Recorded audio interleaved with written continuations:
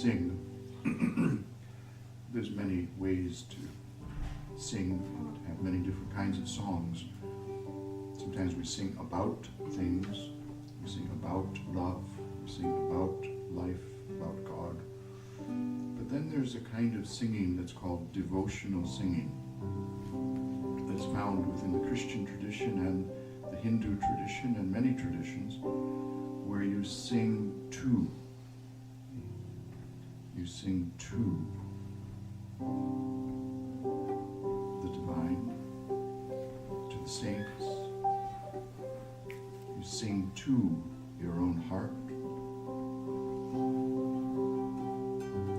So let's do a little bit of that.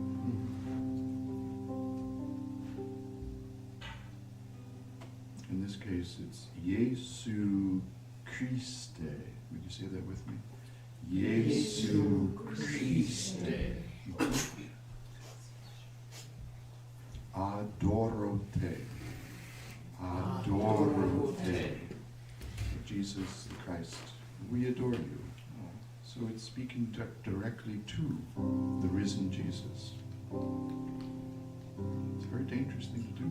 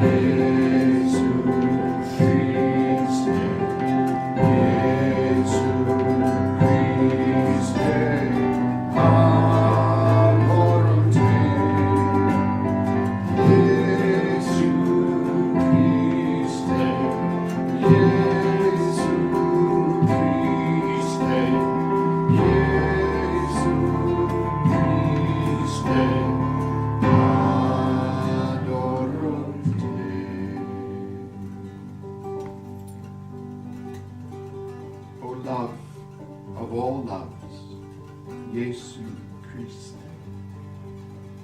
What can we possibly say to you except to give you our hearts in trust and love? Jesu Christe, Jesu Christe, Jesu Christe, adoro te. Jesu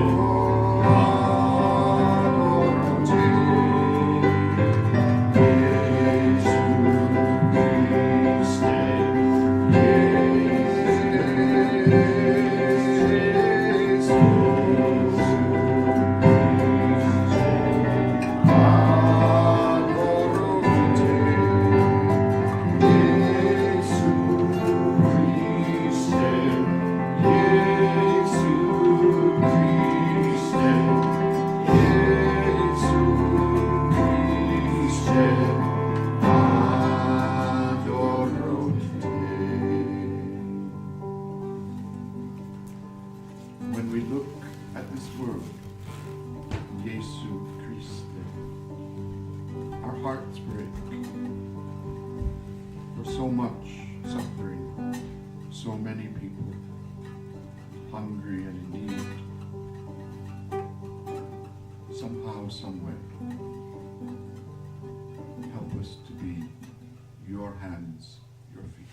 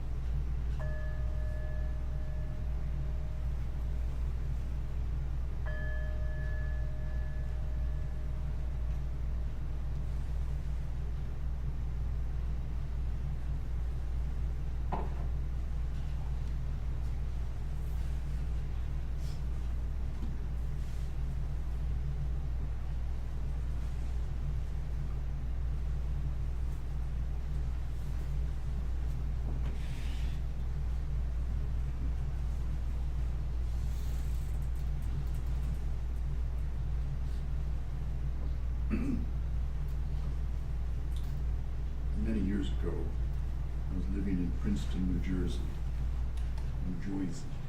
and I really loved it there.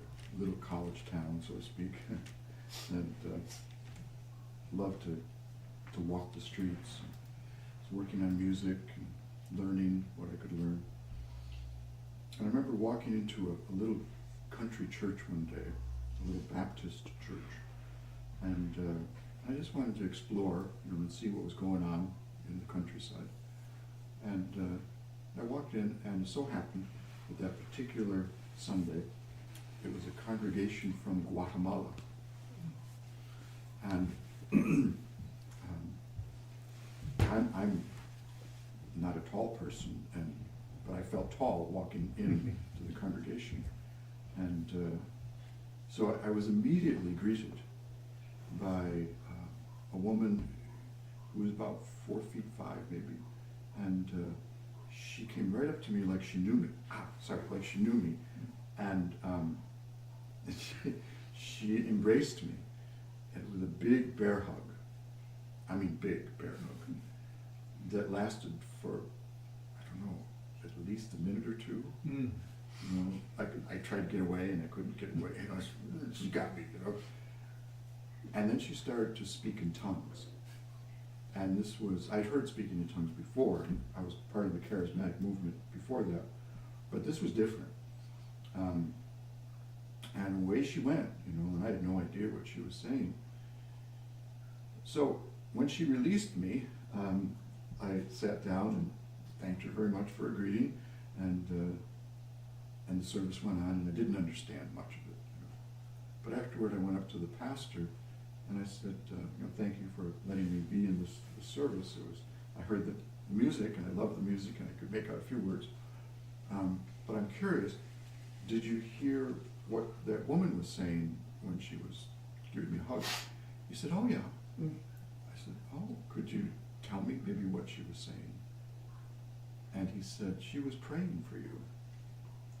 And she was praying that you would develop, deepen what she called the ministry of self-encouragement, something like that, like to encourage your own heart.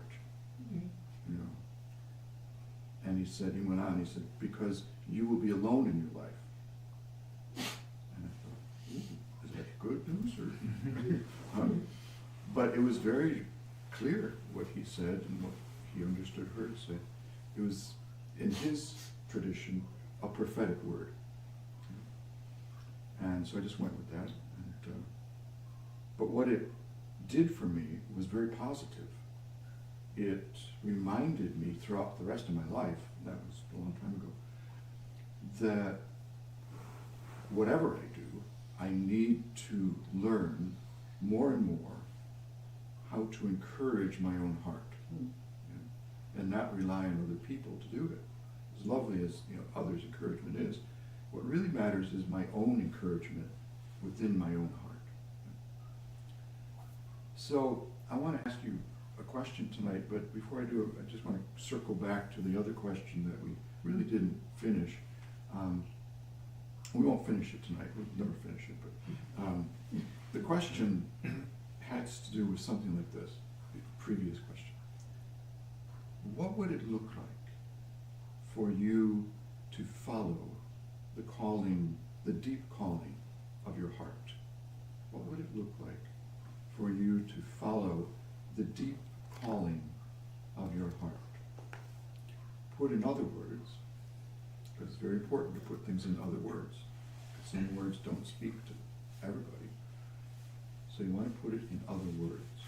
In other words, who are you in regard to the healing and transformation of this world? Okay, that's a big question. Who are you in regard to the healing and transformation of this world? Because the who are you bit is connected to the needs of the world, to the suffering of humanity and the planet. It's, as we said before, Frederick Buechner, his beautiful way of saying it, at the intersection of your deep gladness and the world's great need, however you define that, whatever speaks to you most urgently, at the intersection of your deep gladness and the world's great need, there you find your vocation. There you find your life, really. And that's what Jesus is about. Right? He said, I've come to make you miserable. No, he didn't say that. He said, I've come to fill you with life, real life, joy. I mean, excessive happiness, in the words of Patch Adams. That's why he came. For you, for me, for all of us. So the questions are relevant. Questions are good questions.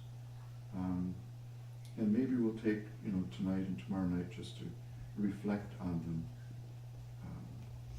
So the floor is yours. Anything you might want to say about that?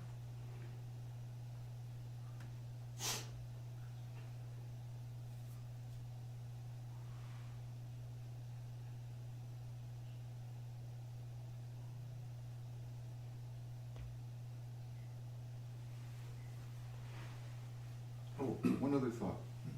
This is relevant. Today I was making a drink for myself. Not the kind of drink, but a healthy drink, full of healing, helpful ingredients, like berries, blueberries. I love blueberries. Carrots, ginger,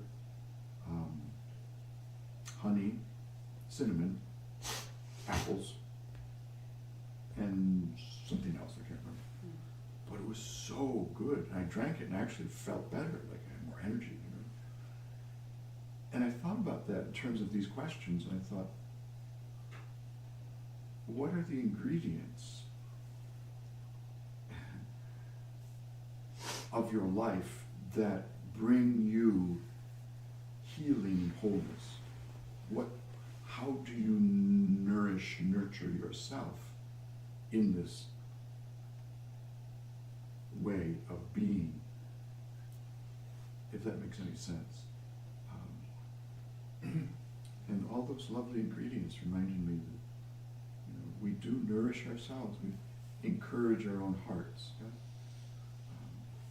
So, with that, I'll shut up and you can say whatever you want to say.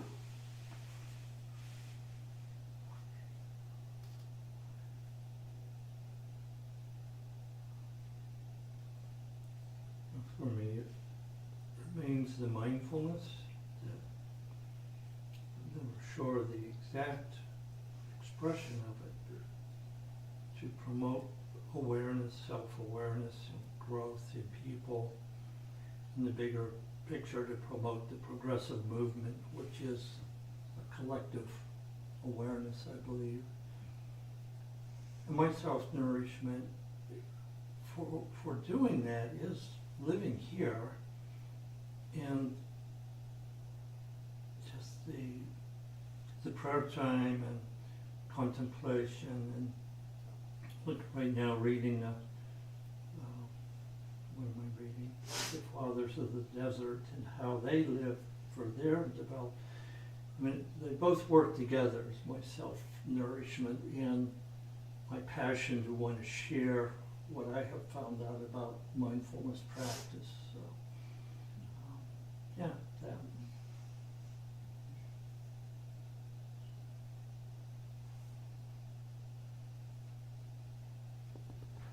My ingredients are the old-fashioned monastic staples of silence and solitude, and that doesn't judge anybody else who doesn't have those as their main ingredients, but they're just my ingredients that give me the nourishment to experience and give me the energy to face God, which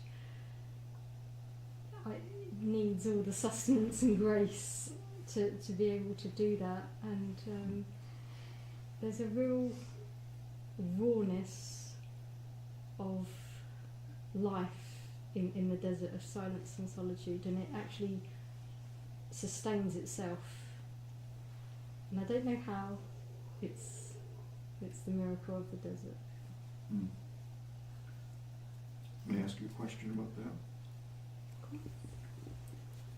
How does that relate to cleaning of toilets today? Mm. The reason I say is that I came into the house today and I was looking for Lorraine to tell her something, and I think Anna, you told me she was hard at work cleaning toilets. Is that right? Royal Throne. The Royal Throne, yes, yes, the Royal Throne. And so I went and I found you there in the silence and the solitude of cleaning toilets. So how do you connect the two? Well, the silence and the solitude can be a physical place, and sometimes it has to be a physical place, but you can have monastic silence and solitude in a big city. You can have silence and solitude whilst doing your work. It's a kind of a state of mind, it's a presence of where your heart and soul is, of where your spirit is, where your attention is. And yeah, it can be done whilst doing work, but then you can't do work all the time, so it's always a natural balance of rest and work. But if you have enough rest, then you can certainly, it gives you the energy to go to work and stay in that silence and solitude. Mm-hmm. Thank you.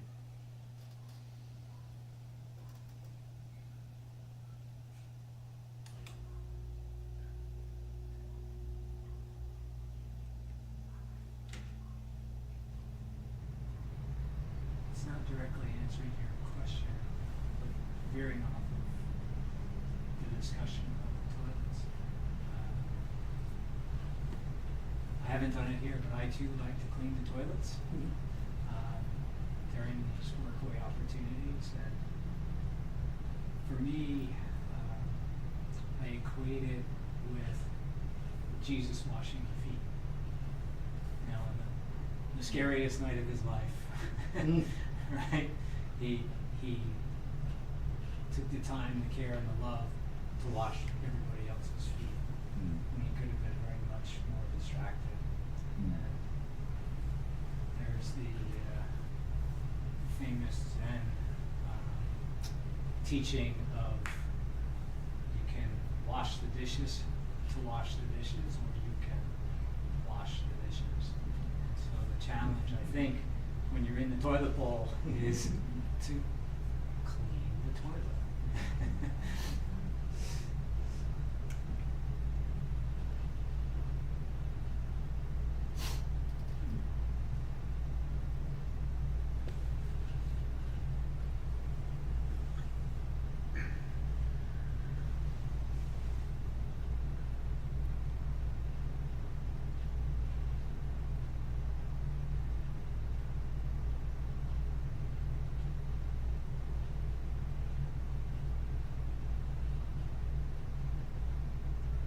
Any other thoughts? So if I can, I will partially answer your question. You're asking what it feels like to follow your heart's direction. And my immediate thought is scary. In order to do that, we're forced to go against patterns that have served us very well in our lives up to that point. Conventions that we believe society, friends, family would like us to continue to adhere to. But you're willing to take that leap of faith because the pull is so strong. Many aren't willing to make that leap as much as we say we want to, because it's just scary.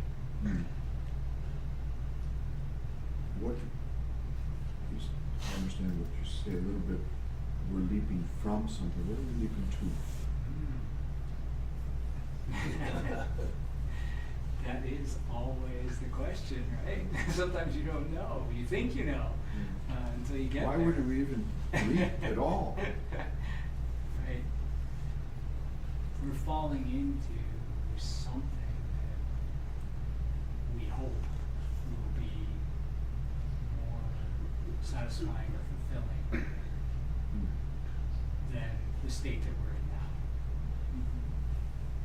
Sounds like a bit of trust is involved. A lot of trust. That's why they call it a leap of faith. Thank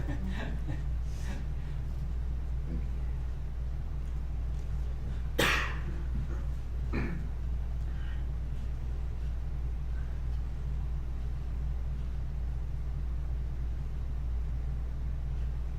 Close with a song. And we'll sing the song. Right?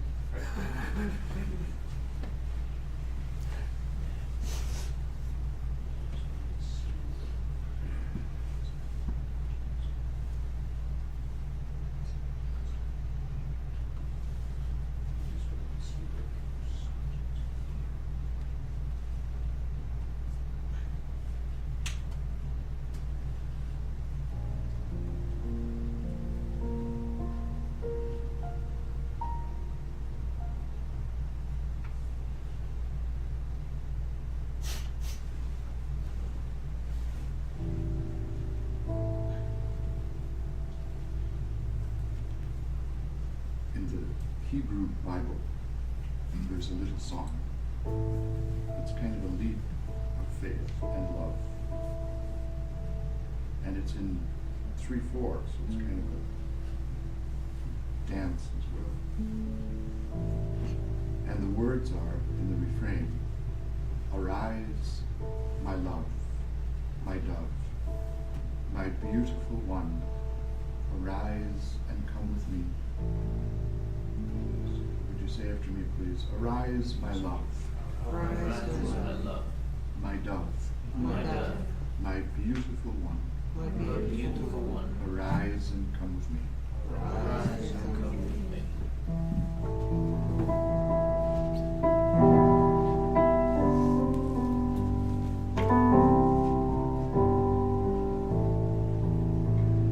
Arise, my love, my dove, my beautiful one, arise and come with me together. Arise, my love, my dove, my beautiful one, arise and come with me. Let's take it up just a little bit. It's a little too low.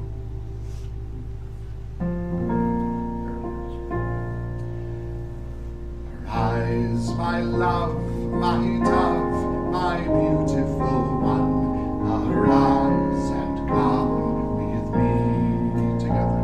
Arise, my love, my dove, my beautiful one, arise and come with me. And again. Arise, my love, my dove, my beautiful one, arise and come with me. For now the winter is past, and the rain is over and gone. When flowers appear in the meadow, I behold the one whom I love. I behold the one whom I love.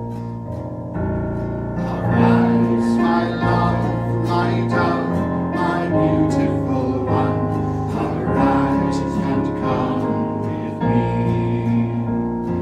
Arise, my love, my dove, my beautiful one, arise and come with me.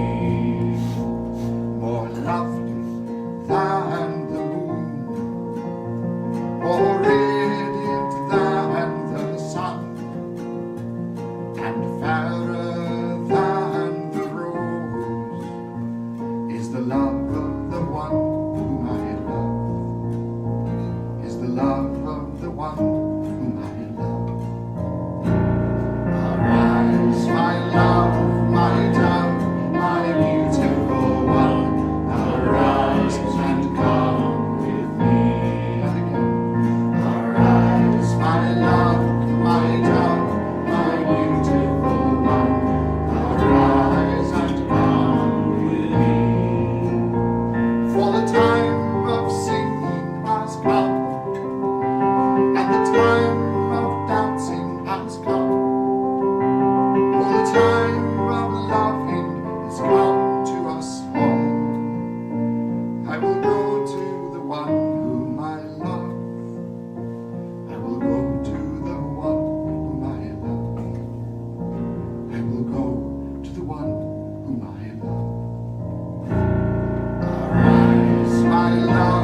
my dove, my beautiful one, arise and come with me. Arise, my love, my dove, my beautiful one, arise and come with me. Last time. Arise, my love, my dove, my beautiful one, arise and come with me. At the conclusion of this day, we give thanks for your great love, Jesu Christe, your mysterious, wondrous love that calls to us to rise up and follow. May we have a good night's rest so we can awake and arise and hear what you have to say.